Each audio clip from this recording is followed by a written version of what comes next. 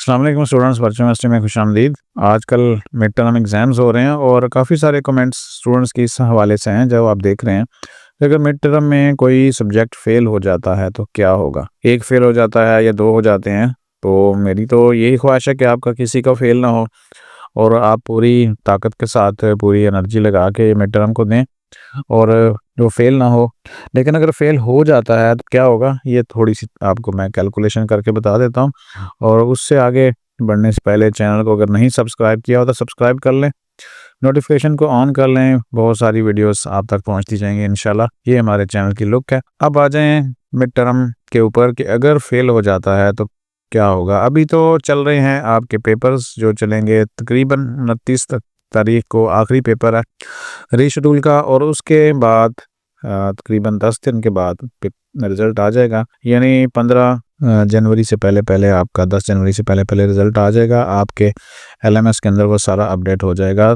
तो अगर उसमें कोई सब्जेक्ट फ़ेल होता है, सबसे जो ज़रूरी चीज़ है कि आपको आखिर कितने नंबर लेने हैं मिड टर्म में कि आपका पास हो जाए, उसके ऊपर एक मैं वीडियो बना दूँगा कल इंशाल्लाह। वैसे मैंने शेयर की हुई है 20% जो रूल है वर्चुअल यूनिवर्सिटी का, उसके ऊपर वो आप यहाँ पे देख सकते हैं। यहाँ पे मैंने दी हुई है, लेकिन दोबारा से भी शेयर कर देंगे कल इंशाल्लाह आपके साथ। तो 20% आपने लेना होता है और लेकिन अगर फ़ेल हो जाता है तो सिर्फ़ और सिर्फ़ वही सब्जेक्ट फ़ेल होगा जो जिसमें आपने नहीं दे पाते पेपर, या बिल्कुल ही वो अच्छा नहीं होता पेपर। आप फ़र्ज़ करें आप का एक सब्जेक्ट है इंग्लिश 524 और वैसे आपके 6-7 सब्जेक्ट होंगे, 6 होंगे सब्जेक्ट सेमेस्टर में, तो आपका कोई ऐसा सब्जेक्ट जिसमें आप पेपर नहीं दे पाते, यानी आप देते ही नहीं हैं, वो तो एक अलग ही मैटर हो गया ना, ज़ाहिर है फिर तो वो फेल ही होना है।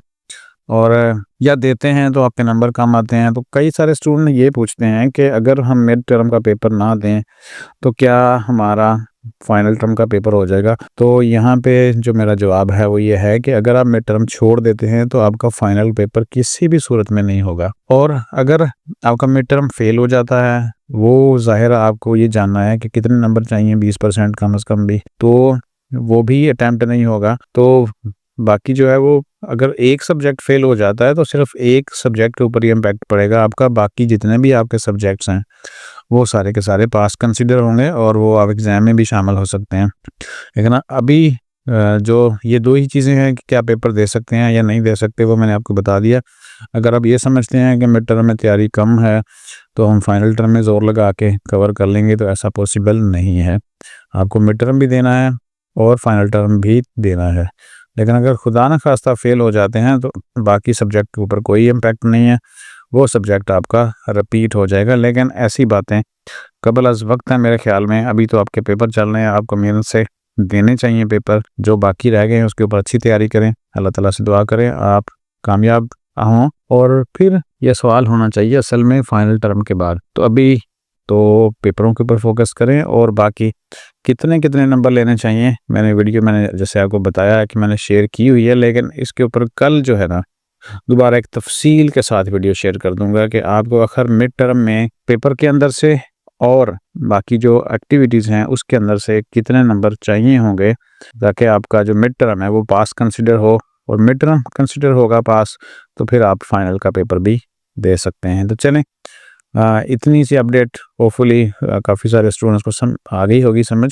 और जैसे मैंने थंबनेल यहाँ पे बनाया हुआ, तो इतने जो आंसू यहाँ पे निकल रहे हैं इस एआई जनरेटेड इमेज से, तो वो मेरे ख्याल में आप के नहीं आने चाहिए इतने। और इंशाल्लाह अभी तो मेहनत करें और थोड़ी सी और अगर आपको लगता है कि ज़रूरत है मेहनत करने की, थोड़ी स्पीड अप करने की, बूस्ट अप करने की, तो ज़रूर करें। क्योंकि जो फेल होने वाली बातें हैं वो हम करेंगे जाके फरवरी में जब आपका रिज़ल्ट आएगा।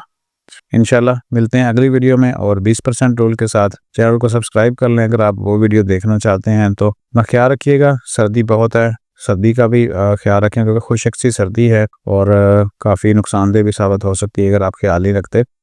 तो सेहत का भी ख्याल रखें, तालीम का भी ख्याल रखें, अपने वतन का भी ख्याल रखें। मिलते हैं अगली वीडियो में। अल्लाह हाफिज़।